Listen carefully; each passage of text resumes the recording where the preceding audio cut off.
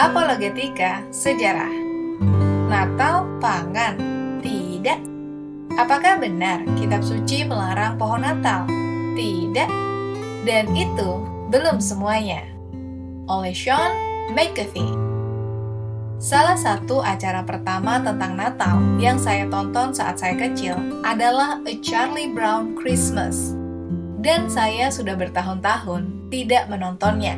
Tetapi, saya tidak pernah melupakan adegan klimaksnya. Saat Charlie Brown berteriak di atas kebisingan untuk menuntut jawaban atas pertanyaan yang sedang ia perjuangkan mengenai apa sebenarnya Natal. Dan seperti yang semua kita tahu, lalu Linus melangkah maju dan mengumumkan kelahiran Kristus. Adegan itu menarik bagi saya sebagai seorang Katolik. Adegan itu mengingatkan saya pada Konsili Yerusalem dalam Kisah Para Rasul 15. Saat setelah banyak perdebatan di antara para rasul, Petrus kemudian bangkit dan mengakhiri perdebatan tentang sunat. Lalu, Linus yang adalah paus kedua kita, dan tampaknya bukan suatu kebetulan kecil bahwa di tengah semua kebisingan itu, Linuslah yang menyampaikan kebenaran Natal kepada Charlie Brown dan teman-temannya. Acara ini pertama kali ditayangkan pada tahun 1965 dan menjadi favorit banyak orang. Tetapi, kritikus modern tidak menyukai acara ini karena sentimen kekristenannya. Acara ini lebih dari sekedar sentimen. Ini adalah katekese. Saya tidak dapat menyebutkan film Natal lain yang membahas tentang alasan kita merayakan kelahiran Kristus. Lihatlah dalam Lukas 2 ayat 8-14. Sayangnya, zaman telah berubah. Dan semakin sedikit orang yang mau mengakui bahwa Natal adalah perayaan Kristen. Jika Charlie Brown memasuki ruangan yang ramai pada saat ini untuk bertanya tentang apa sebenarnya Natal, maka ia akan mendapatkan jawaban yang beragam. Mungkin karena keinginan untuk mensekulerkan Natal, banyak yang mengklaim bahwa Natal sama sekali bukan perayaan Kristen, melainkan diciptakan dalam tanda kutip. Umat Katolik modern memiliki banyak alasan untuk membela diri. Salah satunya adalah apa yang disebut sebagai akar pangan Natal. Menjelang Natal, Anda mungkin akan mendengar keberatan bahwa Natal adalah hari raya Kristen pangan, gabungan kepercayaan pangan dan perayaan Kristen. Kepercayaan pangan maksudnya kepercayaan kuno yang menyembah alam dan dewa-dewi. Dan ini adalah dua keberatan yang mungkin Anda temui, dan ada cara yang bermanfaat untuk menanggapi masing-masing keberatan. Pertama, umat Kristen mengadopsi Natal dari perayaan titik balik matahari musim dingin, Sol Invictus. Ya, ada perayaan pertengahan musim dingin dalam agama-agama di luar Kristen pada masa gereja mula-mula.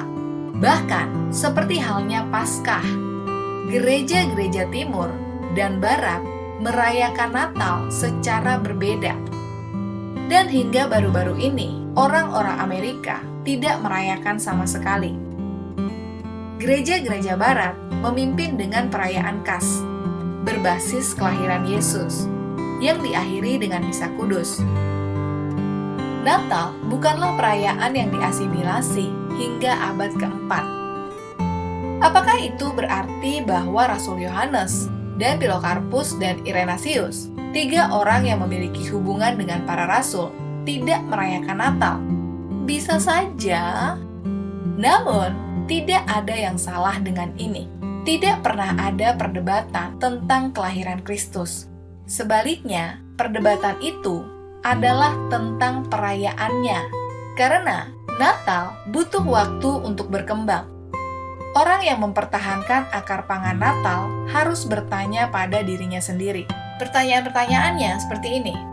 Setelah berabad-abad gereja dianiaya karena tidak merayakan hari raya pangan, di manakah bukti pengaruhnya? Siapa yang mempengaruhi siapa? Apakah kekristenan mempengaruhi orang-orang pangan untuk mulai mengadopsi perayaan yang lebih umum dan konkret? Atau apakah orang-orang Kristen mengkristenkan dalam tanda kutip suatu peristiwa pangan? Kita dapat mengamati secara historis bahwa kedua perayaan itu ada pada saat itu. Tetapi tidak satupun skenario itu menjadi masalah bagi orang-orang Kristen. Karena gereja memiliki kemampuan untuk mengkristenkan orang-orang dan perayaan-perayaan itu. Terang mengalahkan kegelapan pada perayaan Sol Invictus. Dan di dalam Kristus, kegelapan dikalahkan oleh terang Kristus yang nyata. Paganisme memiliki petunjuk, tetapi kekristenan memiliki pemenuhannya. Ingatkan penantang Anda tentang apa yang dikatakan Paulus kepada orang-orang Yunani di Areopagus. Katanya, "Sebab ketika aku berjalan-jalan dan melihat-lihat tempat ibadahmu, aku menemui juga sebuah mezbah dengan tulisan kepada Allah yang tidak dikenal. Apa yang kamu sembah sebagai sesuatu yang tidak dikenal, itulah yang kuberitahukan kepadamu, supaya setiap bangsa mencari Allah dan berharap dapat menemukan Dia." Seperti dalam Kisah Para Rasul 17 ayat 23 dan 27. Kerinduan akan Allah yang tidak dikenal tertulis di hati semua orang. Katekismus Gereja Katolik menyatakannya seperti ini. Kerinduan akan Allah tertulis di hati manusia, karena manusia diciptakan oleh Allah dan untuk Allah. Dan Allah tidak pernah berhenti menarik manusia kepada dirinya. Hanya di dalam Allah, manusia akan menemukan kebenaran dan kebahagiaan yang tidak pernah berhenti dicarinya. Kedua, pohon Natal berasal dari asal-usul pangan dan dikutuk dalam Alkitab. Orang yang keberatan bisa bersenang-senang dengan hal itu. Pohon cemara merupakan simbol pengharapan yang hampir universal di musim dingin. Pohon cemara melambangkan kebangkitan atau kemenangan hidup atas kematian bagi orang Mesir, kehidupan abadi bagi orang Skandinavia dan Druid, dan antisipasi pertanian untuk dewa Saturnalia bagi orang Yunani dan Romawi. Namun, pohon itu tidak diakui sebagai penggunaan perayaan Natal hingga masa Reformasi. Namun yang lebih erat kaitannya dengan gereja kuno adalah penggunaan karangan bunga cemara. Orang yang keberatan mungkin mengatakan bahwa hal itu muncul sekitar waktu yang sama dengan popularitas perayaan pangan Saturnalia. Sebenarnya, Tertullian menulis sejak tahun 190 sampai 220 bahwa orang Kristen menggantung lebih banyak karangan bunga dan daun salam daripada orang pangan yang menggantungkannya untuk dewa gerbang di pintu neraka. Di dalam surat itu, Tertullian mengutuk karangan bunga sebagai sesuatu yang dapat dijadikan harapan, seperti yang dilakukan oleh orang-orang kafir dengan kuil-kuil mereka, lebih daripada Yesus yang adalah terang sejati, di mana kita adalah kuil-kuil roh yang sebenarnya. Dia tidak mengutuk dekorasinya. Dia mengakhiri dengan, "Kamu adalah terang dunia dan pohon yang selalu hijau. Jika kamu telah meninggalkan kuil-kuil, janganlah membuat pintu gerbangmu sendiri menjadi kuil." Ada sedikit bukti bahwa gereja mengadopsi praktik tersebut dari orang-orang kafir yang mereka coba ubah. Bagian dalam Alkitab yang mungkin dirujuk oleh penentang Anda adalah Yeremia 10 ayat 3-4.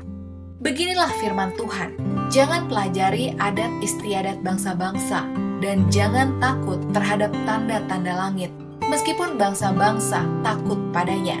Karena berhala-berhala pemuja bangsa-bangsa bukanlah apa-apa. Kayu yang dipotong dari hutan ditempa oleh tukang dengan kapak, dihiasi dengan perak dan emas. Dengan paku dan palu, mereka diikat agar tidak goyang. Dan mari kita luruskan satu hal. Yeremia tidak berbicara tentang pohon Natal. Ia menulis ratusan tahun sebelum Natal menjadi perayaan. Ia menunjuk penyembahan berhala orang-orang pada masa itu, dan seperti tertulian, memperingatkan terhadap penyembahan berhala orang-orang yang menaruh harapan mereka pada dewa-dewi dan hal-hal duniawi. Mendekati hal ini, pihak yang keberatan harus memahami bahwa orang Kristen tidak bermaksud menyembah pohon mereka, dan tentu saja tidak menaruhnya di pintu masuk untuk maksud mengusir roh. Mungkin untuk beberapa penyanyi lagu Natal dan minuman eggnog seperti kuning telur yang dikocok dengan gula dan susu, tetapi bukan untuk perlindungan. Tidak ada yang salah dengan gereja yang membaptis praktik-praktik tertentu dari agama lain. Pihak yang keberatan mengklaim bahwa gereja memperoleh kepercayaannya dari perayaan-perayaan itu. Padahal, gereja hanya mengasimilasi perayaan dan simbol-simbol musim tersebut. Saint Patrick melakukan hal yang sama dengan daun semanggi untuk menerangi dan menunjukkan realitas Tritunggal. Seperti yang dilakukan Santo Paulus dalam menjelaskan dewa yang tidak dikenal di Areopagus. Paulus tidak memperoleh gagasan tentang Tuhan dari orang-orang Yunani pada masa itu, dan Saint Patrick tidak memperoleh gagasan tentang Tritunggal dari sehelai daun. Kami tidak percaya bahwa orang Kristen memegang hak paten atas kebenaran. Sebaliknya, kami percaya bahwa Tuhan telah mengizinkan petunjuk tentang dirinya dalam agama-agama lain. Dengan kata lain, hanya karena suatu agama tertentu tidak mengandung seluruh kebenaran, itu tidak berarti bahwa agama itu tidak mengandung kebenaran. Jika Anda memberi kesaksian kepada seorang kafir yang percaya bahwa karangan bunga akan menyelamatkannya, mungkin Anda dapat menunjukkan kepadanya bagaimana Yesus adalah penggenapan janji kehidupan kekal itu. Kemudian, seperti salib yang tergantung di leher kita, kita juga dapat memajang karangan bunga untuk mengingatkan kita tentang apa yang benar. Dan dengan cara ini, kekristenan memiliki kemampuan yang unik untuk mengasimilasi petunjuk dari agama-agama lain. Saya menemukan bagian berikut dari Deklarasi Vatikan II tentang hubungan gereja dengan agama-agama non-Kristen yang sangat mencerahkan. Berbunyi, Gereja Katolik tidak menolak apapun yang benar dan suci dalam agama-agama ini.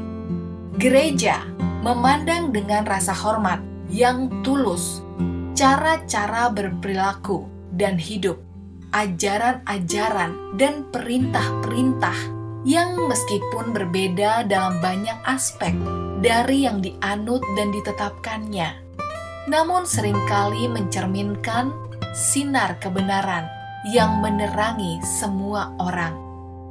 Sesungguhnya, gereja mewartakan dan harus mewartakan Kristus sebagai jalan kebenaran dan hidup.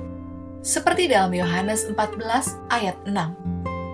Yang di dalamnya manusia dapat menemukan kepenuhan hidup religius yang di dalamnya Allah telah mendamaikan segala sesuatu dengan dirinya. Ditulis dalam Nostra Aetate 4. Demikian oleh Sean McAfee. Sean adalah pendiri dan editor epicview.com dan penulis beberapa buku, termasuk Filling Our Father's House and Reform Yourself.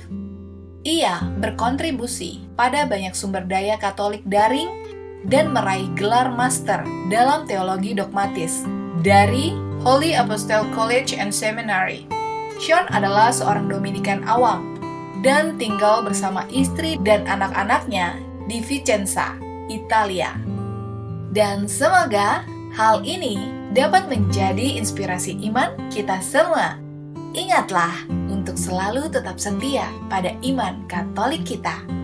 Sampai jumpa lagi bersama saya, Benedikta. Salam sukacita.